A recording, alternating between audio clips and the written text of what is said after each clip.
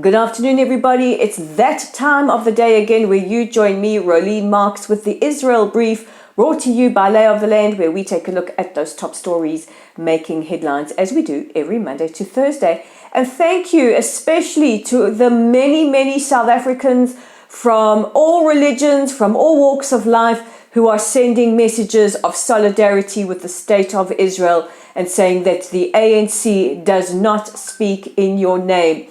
Thank you, guys. I always have faith in the people of South Africa because I know that not only are you the friendliest people on earth, you're the people that speak the most sense.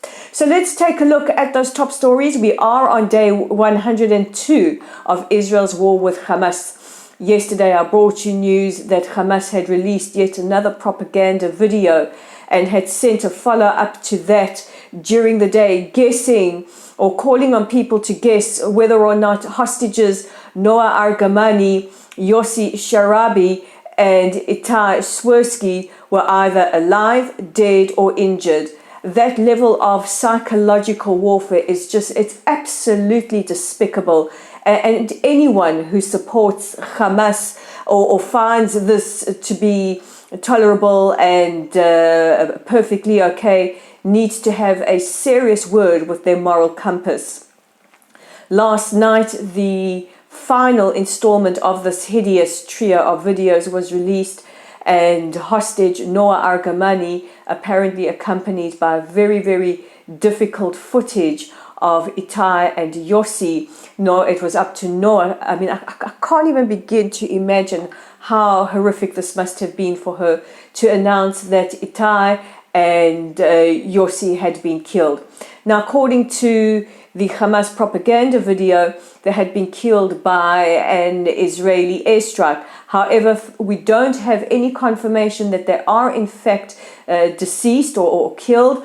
And of course, Hamas are going to blame Israel and absolve themselves of any responsibility. The footage, apparently, because I refused to watch it or share it, showed their bodies being placed in body bags. Now, the IDF have said that it is unconfirmed whether or not Sharabi and Shversky are dead or alive, but they are very concerned for their well-being. We are also very concerned for Noah. Noah's mother is battling terminal brain cancer. She doesn't know how long she has left. She has written to President Biden and has appealed time and again, please, to ensure the release of her daughter so that she may see her one more time before she passes away. Defense Minister Yoav Gallant called these videos propaganda and abuse, and also earlier today confirmed that Israel had finished our military campaign in the north of Gaza, and we're in the process of winding up that military campaign in the city of Khan Yunis. Khan Yunis is believed to have been or to be a Hamas stronghold. Earlier today, terrorists in the Gaza Strip fired a massive barrage of at least 50 rockets towards southern communities. Hamas terror organizations like Palestinian Islamic Jihad still have massive caches of rockets, and despite the IDF moving through the Gaza Strip and destroying and dismantling weapons factories as well as launchers, they still have a significant amount of rockets. Meanwhile, a spokesperson from the Qatari Foreign Ministry has said that they still haven't been able to get medicines to the hostages in the Gaza Strip. There are an estimated 136 hostages still being held captive by Hamas terrorists. The Foreign Ministry have said that they are working with French officials to try and get those medicines in. The Red Cross has faced a significant amount of criticism for not doing more to ensure that hostages being held in the Gaza Strip by Hamas receive medical attention. Yesterday, we brought you that story of the horrific terror attack that happened in Ra'anana. After we went off air or finished this broadcast, it was made public that 79-year-old Edna Blumstein was a fatality from that attack, which saw a car ramming, a shooting, and a stabbing. Israeli police arrested one of the terrorists and are still on a manhunt for a second. While Hamas did not claim responsibility for that attack, they did laud an attack by what they call the resistance. The two terrorists who perpetrated the attack come from Hebron. Meanwhile, 8 children remain hospitalized as a result of injuries sustained during yesterday's terror attack. We have been speaking at length about South Africa and charges brought at the International Court of Justice against Israel for alleged crimes of genocide. Well, a South African law firm led by Vickers van Rensburg and comprised of about 50 lawyers have announced they will be suing the United Kingdom and the United States for being complicit in what they call Israel's war crimes. Somebody needs to remind South Africa that there are war crimes happening on their doorstep, in fact, in their very country, and perhaps it's time to look at your own house before casting stones at others.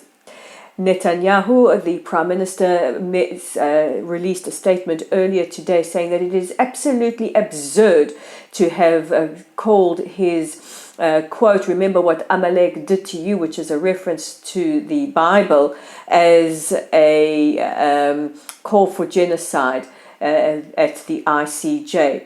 He cited that the quote, "Remember what Amalek did to you," is not only inscribed on the walls of Yad Vashem, Israel's national Holocaust and memorial, but also on the walls of The Hague.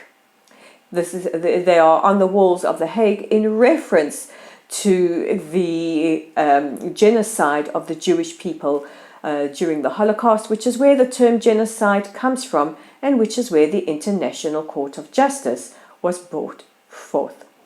And finally, yesterday we spoke about Israeli soccer player Sagiv Yehezkel, who was arrested by Turkish officials for having the inscription or having written 100 days 710 on a wristband during one of his matches. He was playing for a Turkish club that I cannot pronounce. My apologies for that.